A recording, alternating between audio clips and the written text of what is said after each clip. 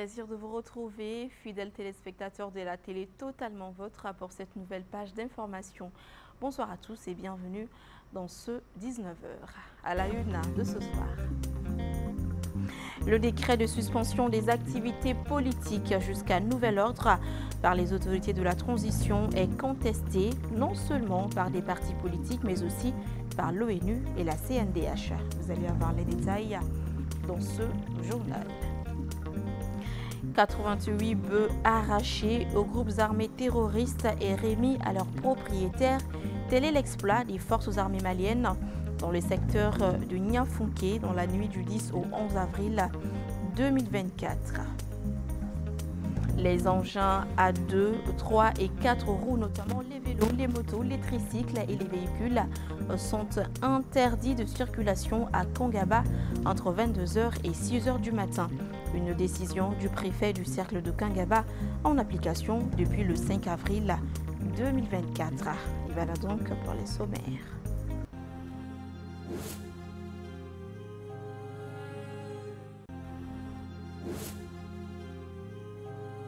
Bienvenue si vous nous rejoignez. Le président du Conseil national de transition, le colonel Malik Diaw, a reçu successivement en audience ce vendredi 12 avril 2024 la directrice pays de l'Institut néerlandais pour la démocratie multipartite et le secrétaire permanent de la mission interministérielle de coordination de lutte contre la drogue. Il s'agissait pour les visiteurs d'échanger avec le colonel Diaw sur les missions de leur structure afin de renforcer le cadre de collaboration avec le Mali. Le point avec Bakary MCDB. L'Institut néerlandais pour la démocratie multipartite est un partenaire clé du Conseil national de transition depuis des années. Une organisation qui travaille sur les questions de participation à la vie publique en mettant en œuvre des programmes spécifiques. Cette rencontre avec le président du Conseil national de transition était une occasion pour la structure d'exposer leurs travaux afin de consolider leur partenariat avec l'organe législatif de la transition. À la sortie d'audience, la directrice pays de l'Institut s'est montrée satisfaite. Il était très satisfaisant pour nous d'écouter le président du CNT et les honorables membres du CNT qui nous ont rappelé leur engagement pour la promotion de la démocratie au Mali et pour la participation particulièrement de la jeunesse, puisque c'est l'un des axes de travail clés du NIMD, la formation de la jeunesse politique et démocratique du pays pour contribuer à la refondation, pour que le Mali Koura puisse se faire avec des Maliens Koura et que nous puissions ensemble mettre en avant les valeurs universelles, les valeurs fondamentales de la démocratie. Donc nous sommes très satisfaits de ce retour d'expérience que le CNT a partagé avec nous, mais également des différents conseils et analyses qui nous ont été prodigués. Le président du Conseil national de transition a aussi reçu le secrétaire permanent de la mission interministérielle de coordination de lutte contre la drogue. Celui-ci, nouvellement nommé, était venu prendre du conseil auprès du colonel Diaw et solliciter son appui pour la réussite de sa nouvelle fonction. Parce que vous savez, la mission interministérielle de coordination de la lutte contre la drogue a été créée depuis 2015. Mais l'opérationnalisation s'est effectuée il y a presque un an. Et depuis quelques mois, sous le sceau du ministre de la Sécurité, il nous a mis à disposition un local et nous affecter un personnel d'appui. C'est dans ce cadre que depuis quelques semaines, nous avons entrepris aussi des visites de courtoisie pour essayer d'expliquer les missions qui nous sont assignées. Parce que vous savez, l'une des missions phares aussi, c'est de mettre en place une politique nationale de lutte contre la drogue. Qui sait que le CNT est aussi l'institution, c'est-à-dire régalienne dans ce sens. C'est pour cela que nous avons tenu aussi à rencontrer le président. À en croire les hôtes du jour, ces différentes rencontres avec le président du Conseil national de transition auront sans doute des impacts dans leur collaboration, à savoir la participation active des citoyens dans la refondation du pays et la lutte implacable contre la drogue. Je vous l'annonçais tout à l'heure dans les titres, après l'annonce du décret de suspension des activités politiques jusqu'à nouvel ordre par les autorités de la transition, les contestations et les appels à l'abrogation ne se sont pas fait attendre. Outre l'Organisation des Nations Unies, la Commission nationale des droits de l'homme CNDH ainsi que la Maison de la Presse désapprouvent le décret et annoncent leur inquiétude. Amadou. 24 heures après la suspension des activités des partis politiques, des associations à vocation politique par les autorités de la transition malienne, des contestations fustigent. Tout d'abord, dans un communiqué, l'Organisation des Nations Unies demande au gouvernement d'abroger le décret.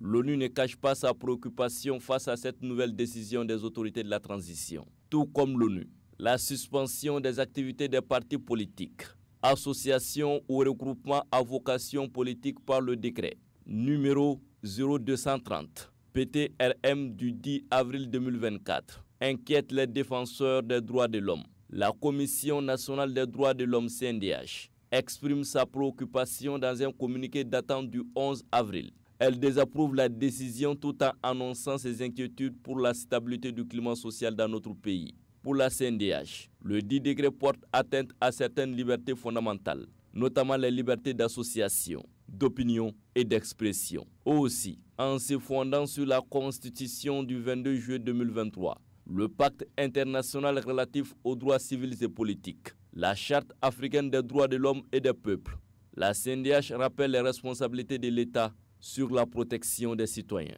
et sur la garantie des libertés fondamentales dont la liberté d'opinion, d'association. De ces faits, elle appelle l'attention des autorités sur le fait que l'exercice des droits civiques et politiques, ci-dessus évoqué, constitue l'essence d'un État démocratique respectueux des droits de l'homme. Les hommes des médias et les utilisateurs des réseaux sociaux à s'abstenir des propos incitatifs à la haine et à la violence. Enfin, la CNDH encourage les autorités à persévérer dans la promotion du dialogue inclusif, constructif, gage d'une paix durable.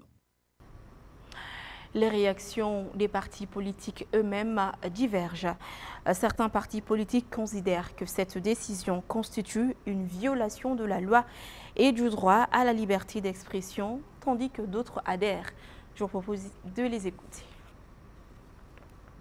L'annonce est faite le mercredi dernier après le Conseil des ministres. Dans le communiqué lu par les ministres d'État, porte-parole du gouvernement, le colonel Abdoulaye Meiga, le gouvernement de la transition suspend toutes les activités des partis politiques et des associations politiques jusqu'à nouvel ordre. Une décision qui a suscité de nombreuses réactions au niveau des partis politiques. Nous demandons vraiment à nos autorités de la transition que les partis politiques et les mouvements politiques sont dans leurs droits. La Constitution 91, qui a été remplacée par la Constitution de 2023, il y a la place des partis politiques, leur activité là-dedans. Donc je ne vois pas d'inconvénient pour les activités de ces partis politiques et des mouvements politiques. Le degré ministériel n'est pas au-dessus d'un degré constitutionnel. Donc il ne s'agit pas d'une décision d'un parti politique seulement. Mais je pense que l'union fait la force. Les partis politiques doivent se donner la main pour pouvoir trouver une solution par rapport à cette situation. L'union fait la force. Pourtant, tous les partis politiques ne sont pas du même avis. Pour l'ADPM, cette décision est nécessaire pour l'avancée du pays. Je pense que c'est une décision très sage, patriotique et qui vient à un moment très important de la vie de la nation où le pays se trouve à un moment de turbulence. Donc nous apprécions fortement et d'ailleurs nous sommes demandeurs de cette décision. Parce que compte tenu de la situation que nous vivions, c'est important qu'on mette fin à ces activités politiciennes qui avaient commencé à prendre d'autres tournures avec des subversions et des comportements de déstabilisation de l'État malien. Les autorités justifient cette décision par plusieurs raisons, dont le maintien d'un climat de sérénité au moment où le pays organise un dialogue intermalien. Je vous propose à présent de suivre les réactions de quelques citoyens lambda sur, bien sûr, cette décision de suspension des activités politiques par les autorités de la transition. Oui, en tant que bon malien, je pense que nous sommes aujourd'hui dans une période transitoire. Donc on suppose que tout ce que l'État actuel est en train de prendre comme décision, on suppose qu'ils ont mesuré l'ampleur de la chose et ça doit être bon pour le peuple malien. Parce que si l'État suspend les activités, ça veut dire que toute réunion politique ou toute activité qui a trait, comme on appelle, à des situations politiques sont totalement suspendues. Donc c'est la vie morte pour les partis politiques. la démocratie répond à certains critères. Bon, maintenant, il ne faut pas toujours oublier que nous sommes dans une période transitoire durant laquelle le peuple malien a demandé à refonder l'État. Alors que l'État n'existait pratiquement pas, où on vivait dans un État faible. Si nous sommes derrière les autorités de la transition pour refonder un Mali que tout le monde espère, nous supposons que les décisions prises seront bonnes pour le peuple malien. Parce que moi, je pense que suspendre les partis politiques, c'est comme faire taire, à mon avis, les gens de ne pas s'exprimer leur point de vue. Alors, ça, c'est une chose vraiment qui n'est pas du tout bon pour même la cohésion sociale, la paix que nous recherchons actuellement. Parce que pour moi, se réconcilier les gens, il faut que les gens aient une liberté d'expression, que les gens vraiment aient un cadre de communication, que les gens parviennent vraiment à parler entre eux. Moi, je pense que ça, à mon avis, ils sont partis trop loin.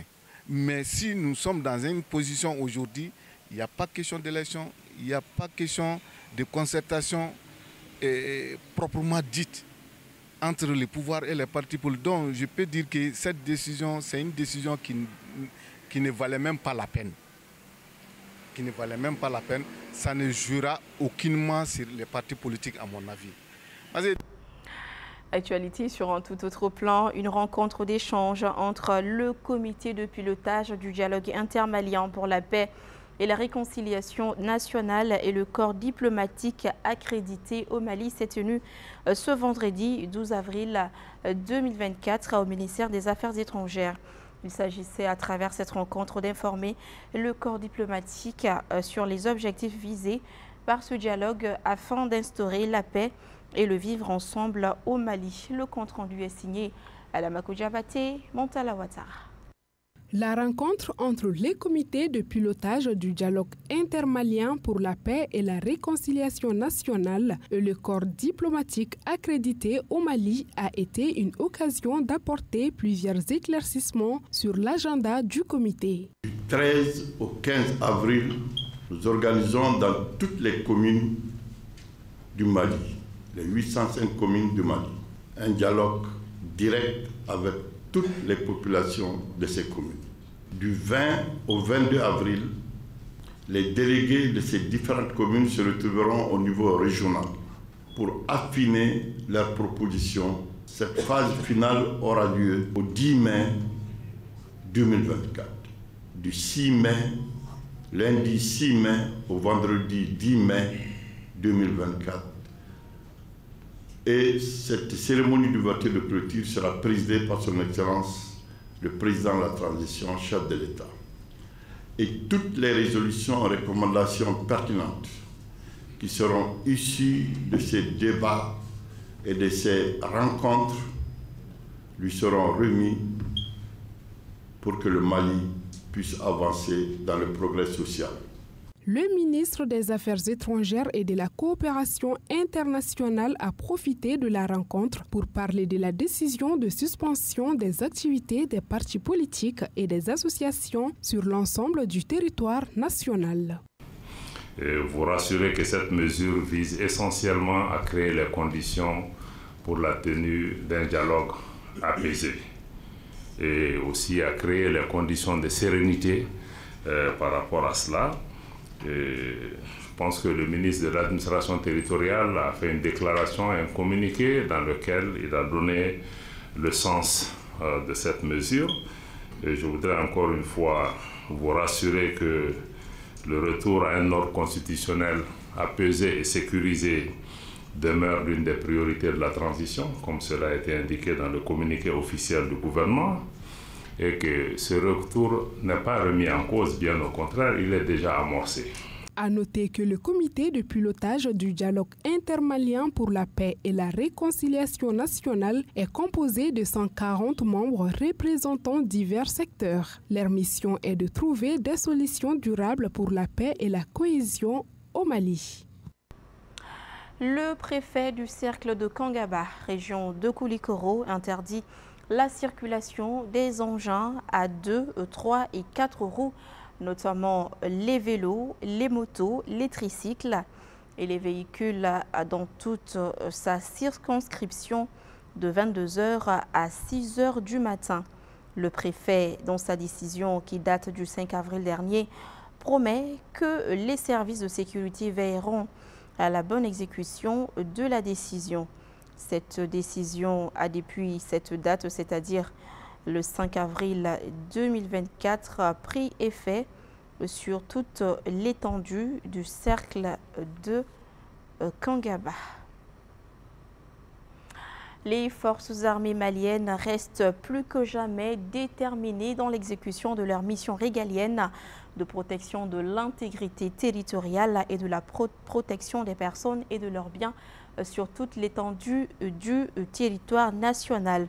Dans le secteur de Niafunké, elles ont arraché plus de 80 bœufs aux groupes armés terroristes et restitué à leurs propriétaires. Les explications avec Adam Tongar. La protection des personnes et de leurs biens reste l'une des missions principales des forces armées maliennes. Dans l'exécution de cette mission, elles viennent de porter un coup dur aux groupes armés terroristes dans le secteur de Niafunké.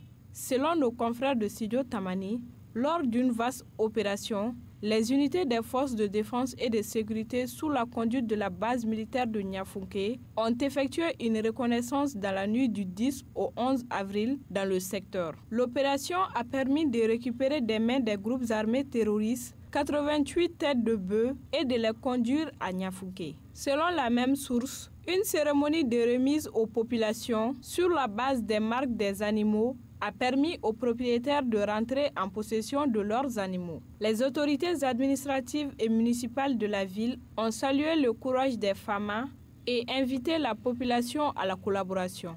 La même source précise que le bétail avait été saisi par les terroristes en guise de zakat à environ 35 km à l'est de Niafunké ville. Nous refermons ce bulletin d'information avec ce communiqué qui nous émane de la Maison de la Presse. Dans le cadre de ces visites de courtoisie et d'échanges avec l'ensemble des forces vives de la nation, le président du comité de pilotage du dialogue intermalien pour la paix et la réconciliation nationale, M. Ousmane Issoufy Maïga, se rend à la Maison de la Presse le samedi 13 avril 2024 à partir de 10h30. Et pour ce faire, la Maison de la Presse invite l'ensemble des responsables des organisations professionnelles, les patrons de presse, les journalistes et travailleurs des médias à réserver un accueil chaleureux au président du comité de pilotage du dialogue intermalien et sa délégation. La Maison de la Presse sait pouvoir compter sur la mobilisation de tous. Et c'est signé Bandjougou Danté, président de la Maison de la Presse. Ce journal est terminé. Merci à tous ceux qui ont contribué à sa réalisation. Grand merci à vous de l'avoir suivi. Merci de votre fidélité que je vous demanderai de réitérer demain à la même heure. Bonsoir.